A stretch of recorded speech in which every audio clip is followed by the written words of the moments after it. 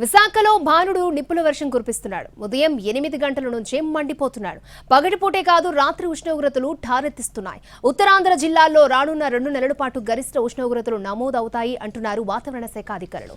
ఎండల తీవ్రతను తట్టుకునేందుకు వైద్యులు పలు సూచనలు చేస్తున్నారు. మరింత సమాచారం విశాఖ నుంచి మా ప్రతినిధి చిరంజీవి అందిస్తారు.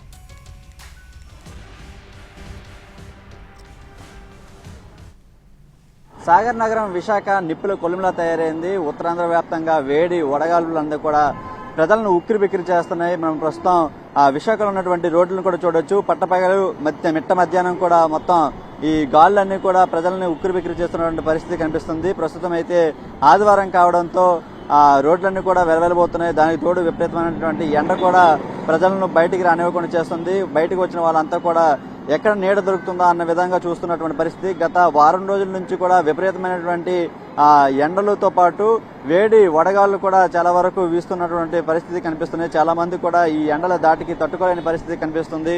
రానున్న ఏప్రిల్ మేలో కూడా విపరీతమైనటువంటి ఎండలు వేడి కూడా ఉంటుంది. దాంతోపాటు సాగర నగరం ఇక్కడ తేమ ఎక్కువగా ఉంటుంది కాబట్టి సాధారణ ఉష్ణోగ్రత ఒక 35 డిగ్రీల సెంటీగ్రేడ్ ఉంటే ఈ వేడి వాతావరణం అంతా కూడా ఈ తేమకి మొత్తంగా కలుపుకుంటే ఒక 40 పైన ఉష్ణోగ్రతలు కూడా నమోదయ్యే అవకాశం ఆ విధంగా ఉంటుంది. ప్రస్తుతం మనం చూస్తున్నాం.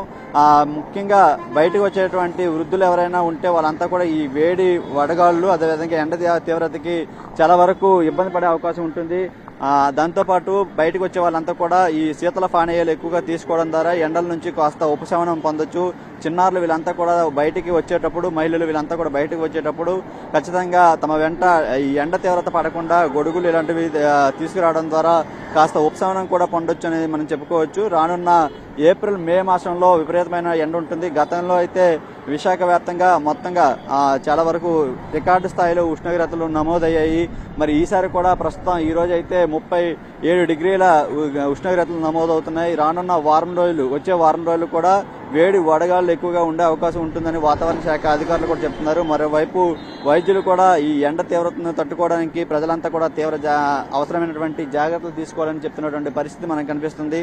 సాధారణంగా విశాఖ బీచ్ రోడ్లన్నీ కూడా ఆదివారం వచ్చిందంటే కాస్త రద్దీగా ఉంటాయి. కానీ ఈ ఎండ తీవ్రతకి సాయంత్రం 4-5 గంటలు ఆ సమయంలోనే ఎక్కువగా వస్తున్నటువంటి పరిస్థితి కనిపిస్తుందంటే ఎండలు విశాఖలో ఏ తీవ్రతంగా ఉన్నాయో అనేది మనం ఒకసారి గమనించుకోవచ్చు.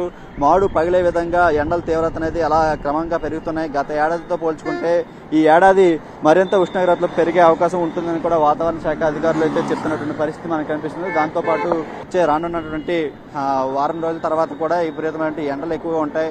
గత ఏడాదితో పోల్చుకుంటే విశాఖలో అదేవిధంగా ఉత్తరాంధ్రలో ఈసారి ఎండల తీవ్రత మరింత ఎక్కువగా ఉండే అవకాశం ఉంటుంది. కాబట్టి ప్రజలంతా కూడా తగు జాగ్రత్తలు తీసుకోవాలని సూచిస్తున్నారు. కెమెరామెన్ సురేష్తో చిరంజీవి, ఎన్టీవీ, విశాఖ నుంచి.